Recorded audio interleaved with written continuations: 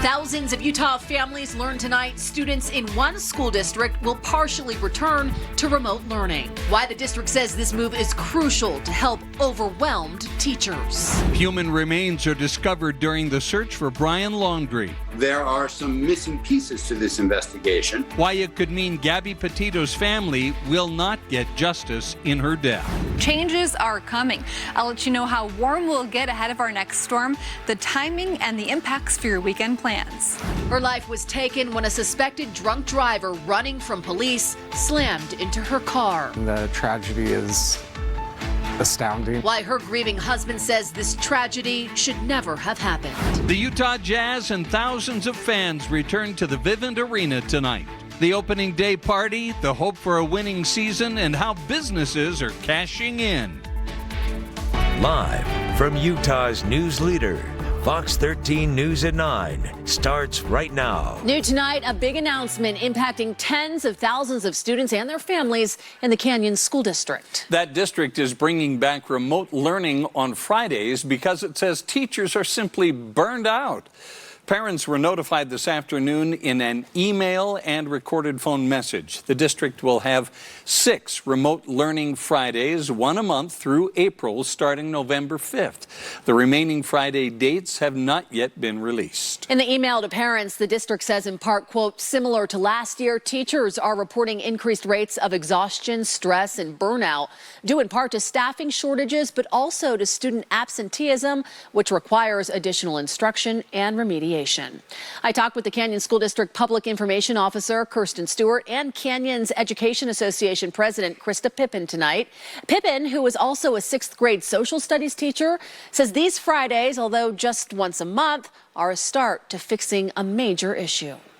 It is a Band-Aid, but it's a much needed one. So it's amazing the number of teachers who are leaving the profession. I mean, this is crucial. There is a nationwide labor shortage. It's made it very difficult to hire school staff, including classroom aides, right? So that's kind of stretched our staff thin. But it's also made it difficult to find substitutes to cover for teachers.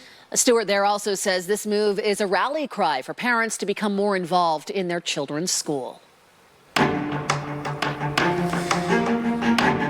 Will the Gabby Petito murder become a closed case without a suspect ever being charged? The FBI confirms tonight they found remains in a Florida reserve today near items belonging to Gabby's boyfriend, Brian Laundrie. And tonight, local law enforcement experts are weighing in on the real possibility now that Gabby's family will not get justice. Fox 13's Lauren Steinbrecher joins us live to explain what this could mean for the investigation. Lauren. Yeah, Kelly and Bob, investigators found those remains right next to Laundrie's backpack and notebook, complicating the investigation and raising the question if anyone will be held responsible in Gabby Petito's death. A month-long investigation into Brian Laundrie's disappearance zeroes in on the Myakkahatchee Creek Environmental Park in Florida, where the Laundrie family lawyer says Brian's parents showed up to search a day ago. Investigators found human remains right next to personal belongings, such as a backpack and notebook belonging to Brian Laundrie.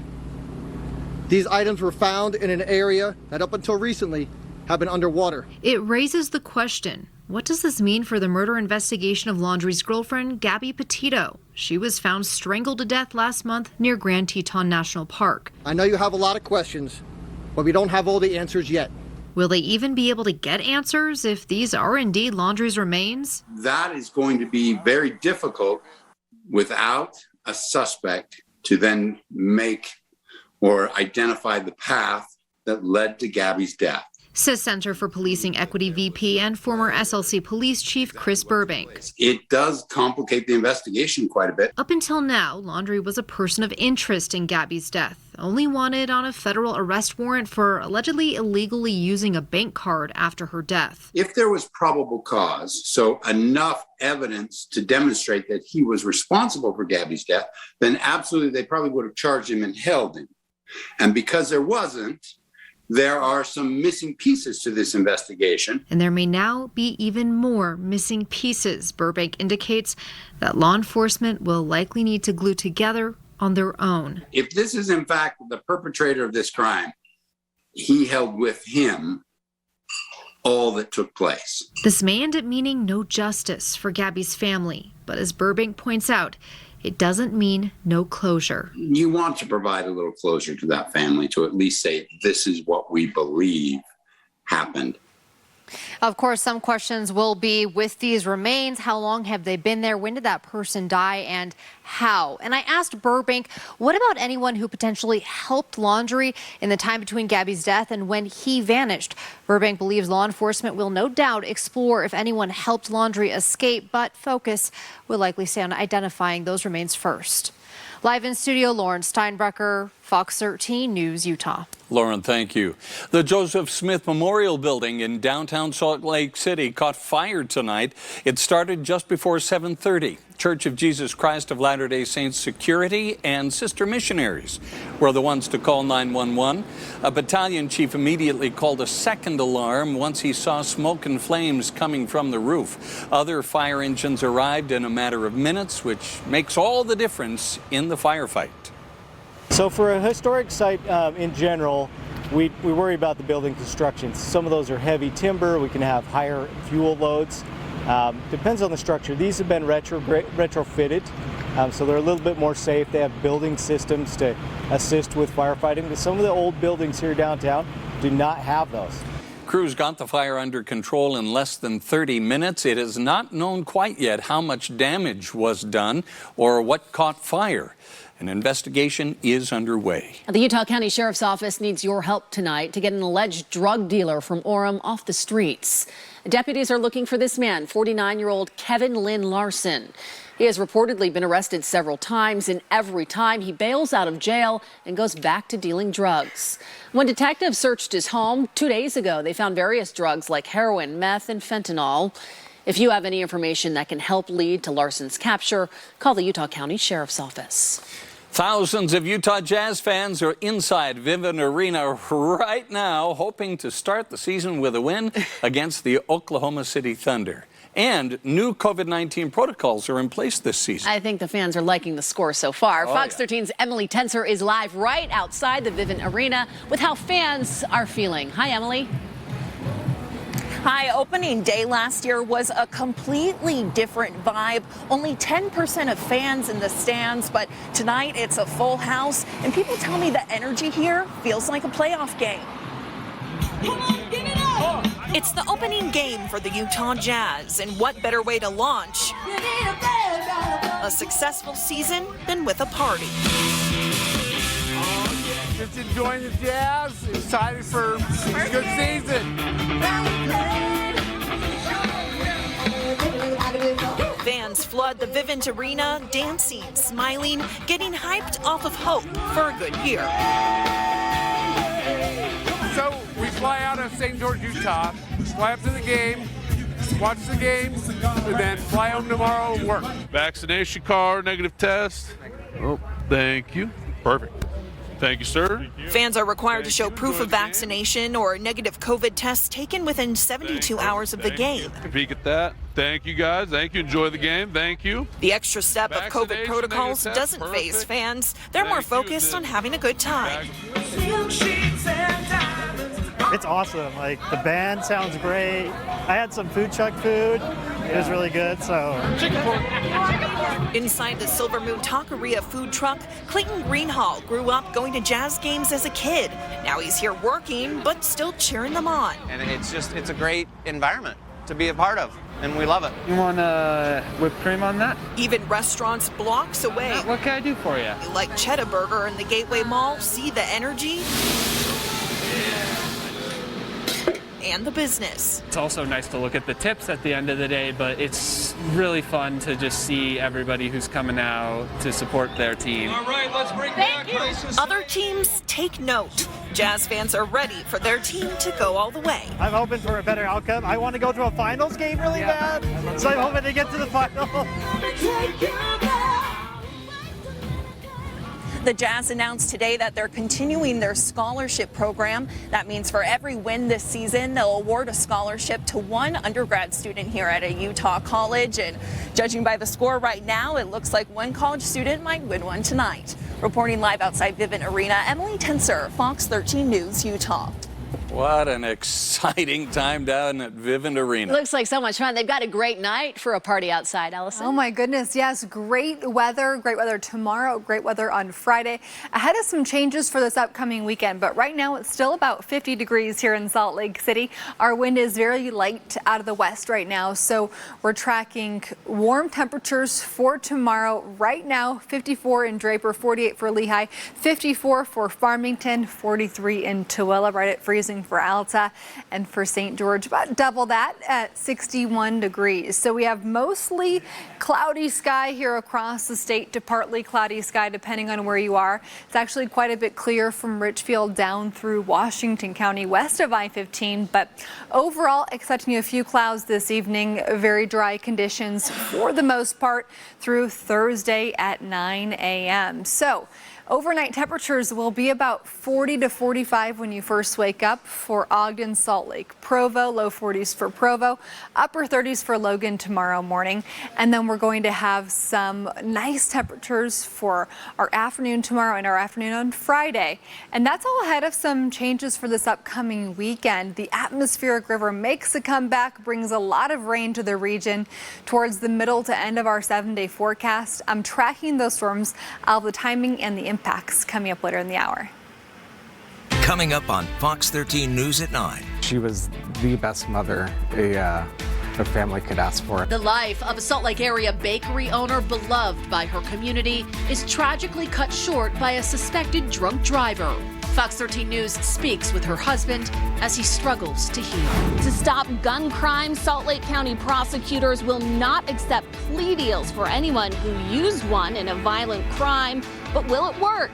A bill is proposed to create transparency in school curricula, but is it inserting lawmakers in the classroom? We'll be ready to vaccinate kids. There isn't a COVID vaccine approved for children under 12 quite yet, but the White House is getting ready once there is.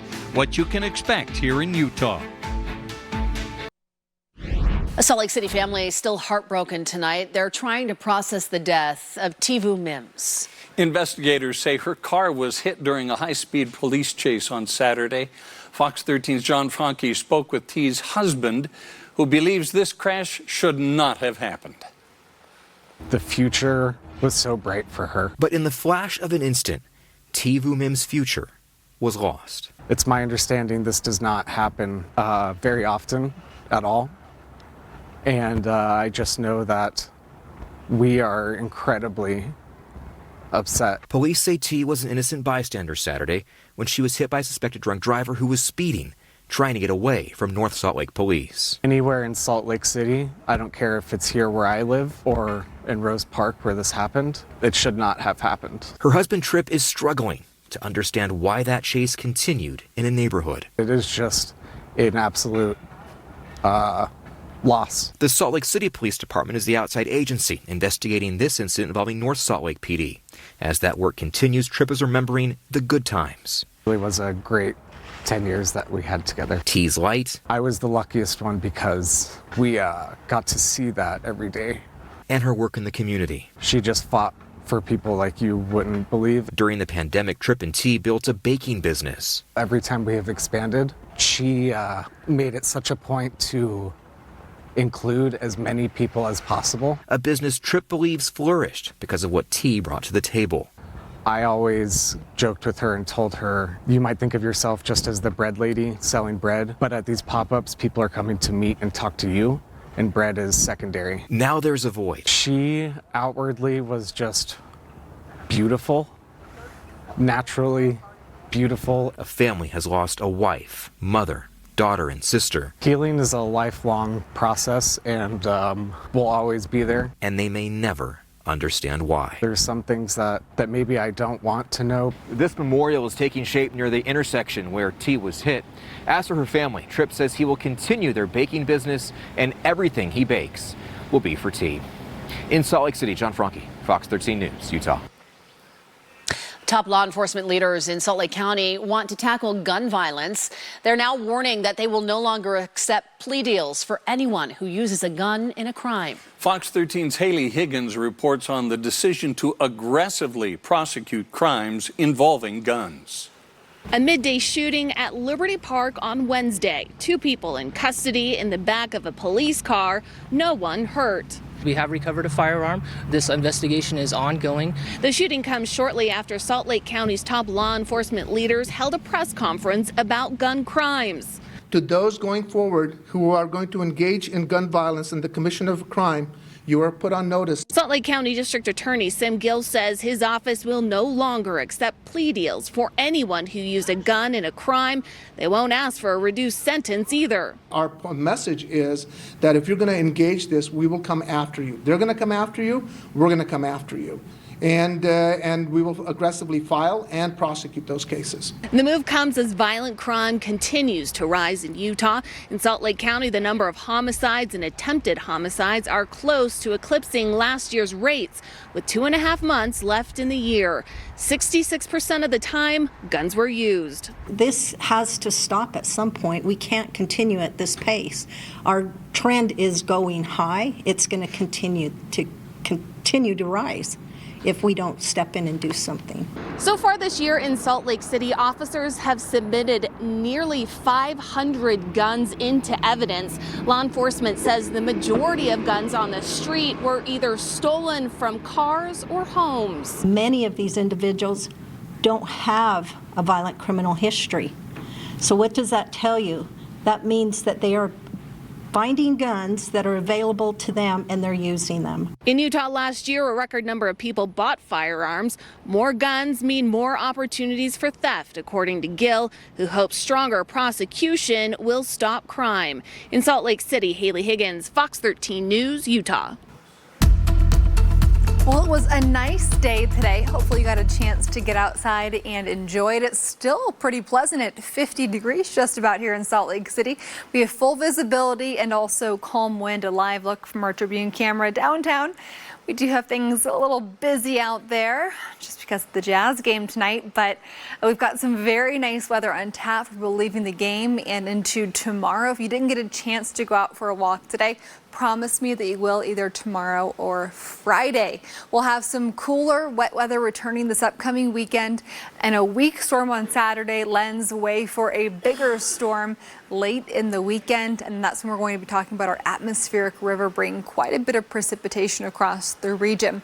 But for today, 61 was our high, very close to normal. 64 is a typical high this time of year, so we were just about there. Tomorrow morning, the sun will rise at 7:45, and it's set tonight at 6:40. Our overnight low this morning was 37, so that was about 5 degrees below average for this time of year. And then for tonight, it'll be very similar for tomorrow morning, still close to about 40 degrees. Partly cloudy sky right now across North Salt Lake, Magna, West Valley, Kern, South Jordan, Harriman, Bluffdale, Draper, Sandy, through Midvale, up through the University of Utah, the avenues down into Highland, Provo, Orem, partly cloudy sky. Once you get down towards about Richfield along I-15 through Beaver, Cedar City into Washington County, that's where we have mostly clear sky right now. So we're going to have our temperatures heading into tomorrow. That'll be fairly comfortable again. But right now what it feels like is 46 degrees here in Salt Lake City. 46 in Provo, 49 in Salt Lake City, 50 for Ogden, 44 for Logan. And then temperatures compared to this time 24 hours ago, it's about 5 to 10 degrees warmer out there. So now tomorrow, very similar to today. It'll be a little breezy at times, but mostly light wind, 10 to 20 miles per hour at times. But overall, a nice evening. Tomorrow morning when you wake up, mid-40s here in Salt Lake, so a little bit warmer than it was this morning. And then by 9 o'clock tomorrow morning, we're going to have that sunshine into the 50s by 10 o'clock tomorrow morning. Your overnight temps will be around 40 to 45 for Provo, Salt Lake, Ogden, mid-30s for Logan at 8 a.m. and for St. George, 47 degrees at that time. Then we have some changes arriving this upcoming weekend for northern Utah. St. George, you'll stay in the 70s through Monday. That's when you're going to cool down into the 60s with a chance for some rain. Here in Salt Lake City, we'll have a more pronounced roller coaster of temperatures. 50s for Saturday, 40s by next Tuesday. Let's talk more about those storms that I'm tracking for this upcoming weekend coming up later in the hour. Thanks, Allison. Still ahead, Paris Hilton takes her fight against troubled teen centers from Utah to Washington, D.C. What she had to say to Congress today. And election integrity took center stage at the Utah State Capitol today. Why some lawmakers and citizens want an investigation into the election, despite former President Trump's big win in the Beehive State. In national news, Wyoming Congresswoman Liz Cheney is warning her colleagues ahead of a key House vote later this week.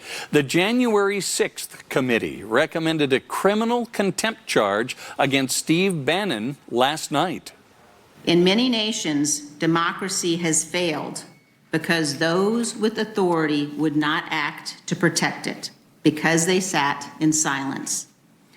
History will judge those of us in positions of public trust. Remember that as you cast your vote. The full House of Representatives will vote on the charge tomorrow. Bannon is refusing to cooperate with the House's investigation into the U.S. Capitol riots. He is claiming executive privilege. If Bannon is charged with contempt of Congress and convicted, he could face between 1 month to a year in prison, as well as a fine. Former reality TV star Paris Hilton now taking her fight against troubled teen schools right to the U.S. Capitol. Earlier this year, she testified in support of a Utah bill to regulate those schools. She described abuse that she faced as a teen at Provo Canyon School. Now she's pushing for a federal bill to protect children. For 20 years, I couldn't sleep at night as memories of physical violence, the feeling of loneliness, the loss of peers rushed through my mind when I shut my eyes. This was not just insomnia, it was trauma. Hilton says these schools have a lack of transparency and accountability, and a law needs to change that. Coming up after the break. We are not talking about opinion-based topics. A new bill on education transparency faces some pushback on Capitol Hill. A call to audit the 2020 election is growing louder on Utah's Capitol Hill. Why some state leaders say it would be a waste of taxpayer money. Immunizing Utah children against COVID-19. Coming up, why Utah is ahead of the curve and ready to vaccinate young kids. The Jazz opened the season against the Oklahoma City Thunder. Is it a win or loss? We'll have the highlights coming up.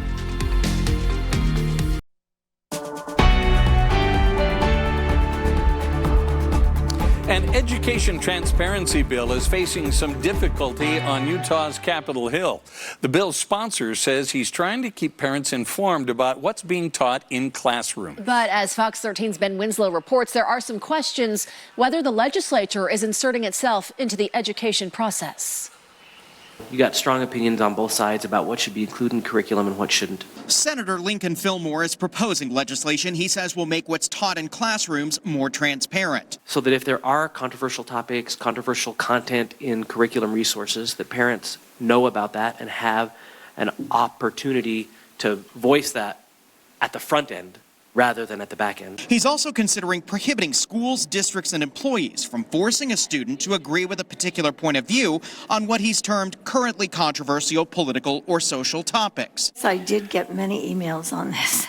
Yeah, me too. And not a single one in favor. He faced some pushback from members of the Education Committee. I think that's a good process to the extent it's practical. The language here makes it sound as though social science is opinion-based, which it is not.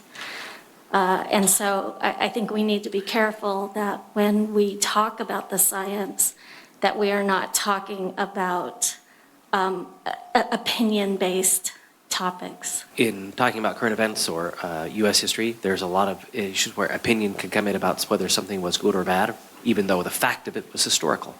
And teachers should present history and fact and not insist that students or their student body hold a specific opinion. Education leaders say they agree with transparency and insist they are offering it. The materials that are adopted, certainly parents should know that, and what you're using as a teacher for your general materials.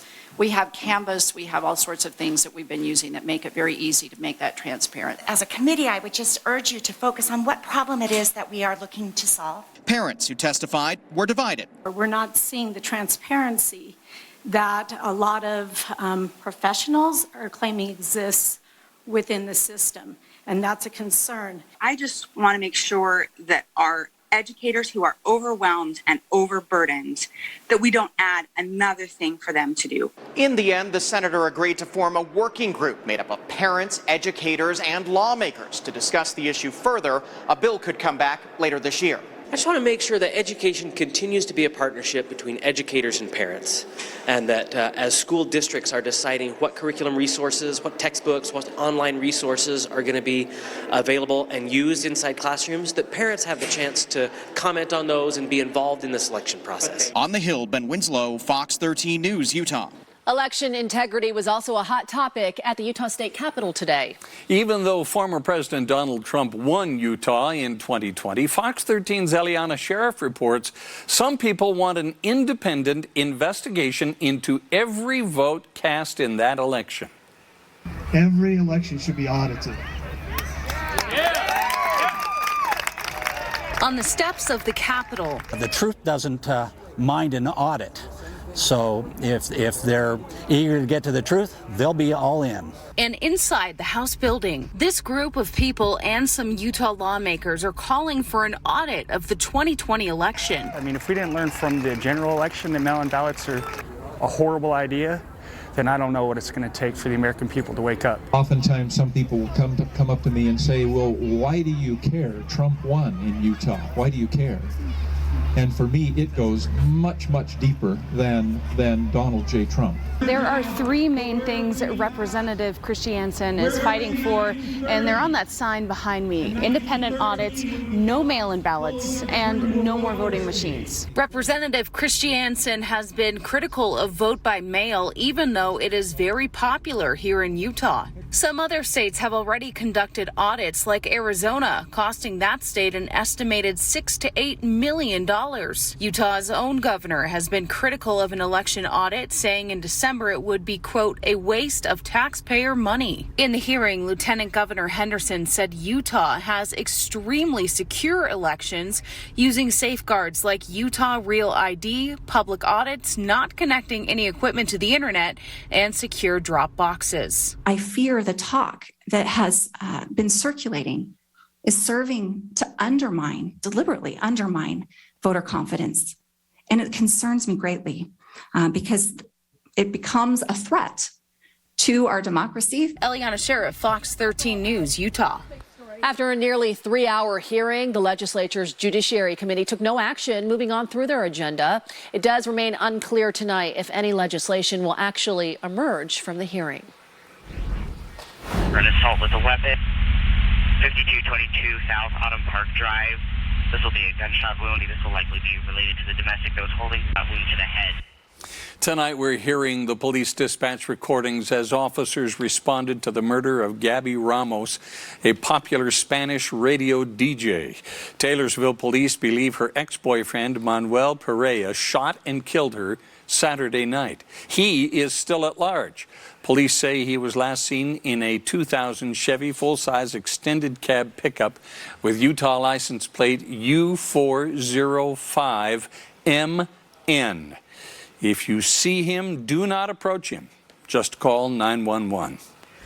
It is official. The Idaho Supreme Court has approved a change of venue for Chad Daybell's murder trial to the Boise area. Court documents indicate that extensive pretrial publicity has tainted the prospective jury pool in Fremont County. This case has to do with the deaths of Chad's first wife, Tammy, and the children of his current wife, Lori, J.J. Vallow and Tylee Ryan. Their bodies were found buried in Chad's backyard in the summer of 2020. Lori is scheduled to have a status conference in court tomorrow morning. She is currently deemed incompetent to stand trial. We've learned that a tiger living at Utah's Hogle Zoo has passed away. Her name was Sela. There she is, a Siberian tiger who came to Utah from the Indianapolis Zoo back in 2015. We're told Sela had been declining in health. Normally, Siberian tigers have a life expectancy of between 10 and 15 years. That is out in the wild. Sela lived to be 18 and a half years old. It's something nearly half of Americans experience at some point in their lives and can be quite dangerous. The new discovery Intermountain scientists just made about vertigo. Welcome back, everyone. A group of state legislators and members of the Coalition of Religious Communities are trying to make it for applicants who are filling out Medicaid, SNAP, and other programs. They're wanting them to be able to fill out those forms in just 15 minutes. Now, that may not sound like much, but Utah's current application has 89 questions plus attachments with an additional 20 questions. The lengthy application may explain why thousands of uninsured Utahns have still not enrolled in Medicaid despite full expansion beginning last year. And then we realized, that when we talked to community partners and realized it took 2 hours to help one person complete the application, we realized, man, we'd have to scale up our staff in a big way to be able to help with that, and that's not something we've in our budget right now. Event organizers believe a simpler application would remove a major barrier to participation in Medicaid as well as other programs. Scientists with Intermountain Healthcare have discovered that genetics play a big part in vertigo or dizziness. Researchers from Iceland and Intermountain have been taking part in the world's largest DNA mapping initiative. They say the first step in finding a solution for the disorder is finding the cause. But what's fortunate in this particular instance is that we know what these genes do, and so discovering that variants in those genes lead to this class of symptoms makes perfect sense, and so we're glad that it all lines up. Intermountain Healthcare began this research back in 2019. The pandemic has hurt efforts to fight breast cancer. Still ahead, how you can help in the battle by simply taking a walk. Coming up in sports, the Jazz tipped off their season against the Oklahoma City Thunder. Could the Jazz start it off with a win? They look good. The highlights in postgame on the way. Welcome back, everyone. Thank you so much for joining us for Fox 13 News at 9 on this gorgeous hump day. I tell you, the temperatures were nice. We got a return of the sunshine Wednesday already. Yes. Yeah. Can you believe the week? It's just... You may want to hold on to today because, like I said, the weather was perfect. Things are changing in a big way. Fox 13 meteorologist Allison Krogan will have your first alert forecast coming up in just a few minutes. Yeah, I want to stay tuned for that. Approval of a COVID-19 vaccine for younger children is likely in the next few weeks, and the federal government is ready to get shots in young arms. That is according to a new plan the White House announced today. Officials say there are plenty of vaccines, so any parent who wants to vaccinate their child ages 5 to 11 years old can do so soon after Pfizer gets the green light. The government is working with pediatricians, pharmacies, community health centers, and schools to get ready. Kids have different needs than adults, and our operational planning is geared to meet those specific needs, including by offering vaccinations in settings that parents and kids are familiar with and trust. Formal approval is expected to come when the CDC meets on November 2nd and 3rd. Officials say distribution of 15 million doses will begin within hours after that, and within days, shots will be going into young arms. While the FDA and the Advisory Committee on Immunization Practices discuss COVID shots for children 5 to 11, Utah is already preparing for the rollout. Fox 13's Spencer Joseph spoke with health departments today about plans for a smooth process to vaccinate young children. There's a common misunderstanding that children don't get COVID-19 or they're not at risk for severe illness from the virus. However, children do get sick, and there are children who require treatment in the hospital. The state of Utah is preparing for the rollout of vaccines for kids ages 5 to 11. While we're excited to get our pediatric dose rollout moving, we have to remember that we have to first have FDA and ACIP vote and approval. So while the state is getting ready, so it's a bit of a hurry up and wait process for us. But the big hurdle is existing vaccines can't be used. For 5 to 11-year-olds, it will be a 10 microgram shot rather than a 30 microgram dose used for people 12 and older. It is a new rollout as it is in a different vial. We expect vaccine to be readily available at local health departments, provider offices, some pharmacies and community sites within a week of an approval. While the state handles the logistics of getting the vaccines, the distribution will be handled by each county's health department. For the last several days, we have been discussing internally our plans for distributing vaccine to 5 to 11-year-olds. Salt Lake County Health is looking at how exactly that will be done. What I can tell you is we're going to look at previous distributions we did earlier this year as different groups became eligible. We're going to retain what worked really well through those processes.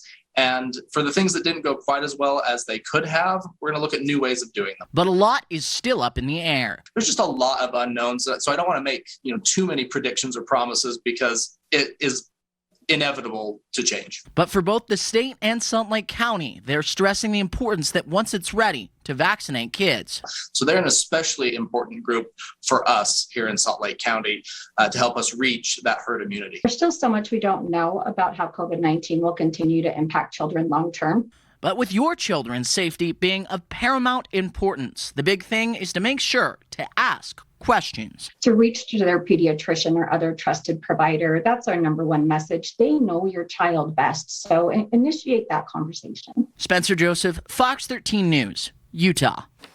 This coming Saturday morning is the Making Strides Against Breast Cancer Walk at Liberty Park. I am looking forward to this. Fox 13 is the broadcast sponsor. There you'll find a lot of fun activities for your entire family. And while you're there, you've got to check out the Wall of Hope, where people can honor loved ones who have fought breast cancer. Organizers do encourage everyone to register online. You can do it right now. This is to help stop the spread of COVID-19. All you have to do is go to fox13now.com/making strides. I hope we have good weather Saturday morning out. Yeah, we sure better. Well, it'll be a little chilly. I'll be there regardless. Definitely bundled up. Here's what it looks like this evening. Deer Valley, Bald Mountain facing down towards Jordanelle. 40, Uinta's off in the distance. Beautiful evening, but we do have partly cloudy sky tonight. Temperatures currently for Provo 48, 50 for Ogden, 41 for Tooele. So we're going to end up with temperatures tomorrow just like today, but we're one day closer to the weekend, so there's a win. And then we're going to have, though, some more storms that move in this upcoming weekend. Tomorrow, a little breezy at times, but overall, a pleasant start to your day tomorrow. Mid-40s, wear the warmer jacket when you send the kids out to school. But this evening, partly cloudy sky here for northern Utah, a bit more clear once you get into central Utah past Utah County down through Schofield, Ephraim, Richfield, Beaver along I-15 down through Cedar into St. George. Mostly clear sky. Tomorrow morning here in Salt Lake City, we're going to be about 45 when you first wake up, low 50s by 10 a.m. And then we're going to have our temperatures into the mid 60s after lunchtime tomorrow. It's going to be an awesome Thursday here across Utah. Now, when you first wake up tomorrow morning, around freezing for Park City, and then upper 30s for Evanston, Logan, low 40s for Provo, and then mid 40s for Ogden and Salt Lake City. Tomorrow afternoon, look at these temperatures. Low 60s for Provo at 5 p.m. Even Park City close to 60, and then our temperatures for Salt Lake, Ogden and Logan tomorrow afternoon, again, mid-60s. Let's talk about those changes arriving for this upcoming weekend. Clouds at times over the next few days. A weak storm brushes by northern Utah on Saturday. So yes, it'll be a cool start. We also do have that chance for some scattered showers and thunderstorms Saturday here across northern Utah. So we'll want to keep our eye on that. If you are going to be going to the walk, I'm going to throw an umbrella in my car just in case. Probably just bring it with me, or bring a backpack with a poncho or something, or wear your rain jacket. We're going to have that chance for some rain here across northern Utah on Saturday. But our bigger storm arrives late in the weekend into early next week. Take a look at this. Lots of rain here across the entire region. This moves through. We're going to see quite a bit of snowfall up in the mountains, especially on Tuesday. So some slick commutes, but our rain projection, wow, California up through Oregon, looking at maybe even close to 3 to 4 inches of rain, if not more. Here across Utah, we're even going to see some impressive rain totals out of this. Of course, for the highest elevations, we'll be seeing this in the form of snow, but this projection does bring potentially 2 inches of liquid to the mountains of northern Utah. So for temperatures, St. George, you're close to 80 degrees Thursday, Friday, and then by early to middle part of next week, you're into the 60s, a chance for some rain on Monday. Along the Wasatch Front, quite the cool down Friday, into Saturday, a high of only 56 for Saturday, and then a high close to 50 for next Tuesday. More chances for rain and snow. Weak storm on Saturday, and then later this weekend into early next week. Last season, the Jazz finished with the best record in the NBA, but lost in the second round of the playoffs. They're back with some new additions to start a new season tonight against Oklahoma City. Derek Favors, now with the Thunder, received a great ovation So did Donovan Mitchell, starting his 5th season in the NBA. Mike Conley got it going in the first quarter, drives and scores, finished with 10 points and 4 assists. Bojan Bogdanovic looked good. Powers in for 2. He led the Jazz with 22 points. Here's the best play of the first half. Joe Ingles to Rudy Gobert. The hammer. He had a double-double, 16 points, 21 rebounds. Jazz got hot in the corner for 3. First, it's Joe Ingles. 3 of his 14 points. Then Conley gets another assist. This one to Jordan Clarkson, and this one rips the net. He scored 18 points. Jazz led it by 12 at the half. Donovan Mitchell got it going in the third quarter. Knocks down the 3. Then he uses the Gobert screen. Drains another one. Mitchell, after a tough first half, scored 12 of his 16 points in the third. Here's a nice three-point play. The left hand, the Jazz won at 107-86 to start the season. Fox 13's Morgan Vance joins us live from Vivint Arena with more on the win. Hey, Morgan. Hello, Jeff. Yeah, the Thunder scored first, but it was all Jazz from there. Rudy Gobert was perfect in the first quarter. 11 points for him in that quarter alone. While, let's see, Jordan Clarkson was perfect at the half with 15 points. He was perfect from the field. And then the defense didn't allow OKC a single field goal for the first 5 minutes of the third. All in all, a very good win. Here's the coach assessing game number 1. You know, we want to let the game come to them. And I think it's a credit to that group. I probably left someone out. But that they did that, and they're still willing. Joe. So sometimes when you pass up a shot and make an extra pass, like the spirit of the play is what we want, and I don't want to ever kill that, but I also want to encourage him to keep shooting. I'll tell you what, it was really nice to see Derek Favors get a standing ovation tonight. Of course, when you spend a decade with one team like he did here in Utah, it was well-deserved. Favors in game number 1 with his new team scored 4 points and brought down 9 boards. From the Viv, Morgan Vance, Fox 13 Sports. Thanks, Morgan. Former Jazz legend Karl Malone has been named to the NBA's 75th anniversary team, joining former teammate and Hall of Famer John Stockton on that list as the 25 greatest players in NBA history. Stockton got the honor yesterday, and today it's Malone. They'll announce the final 25 tomorrow. Stockton to Malone. That's exciting. Yeah. Again. Choice for top. I've got to give it to our classy Jazz fans tonight for, a standing ovation for Derek Favors. He's a tremendous guy. That's great. In the community when he was here for almost 9 years. Yeah. Yeah, that's a nice welcome home in a way. For sure. Thanks, Jeff. We'll be right back. Listen to this. The Salt Lake County Health Department has been tracking vaccination rates by zodiac sign. They say their data shows Leos win the race so far, with 70% of them fully vaccinated. Scorpios are the least vaccinated at just 46%. Come on, Scorpios. Quick Cast up next.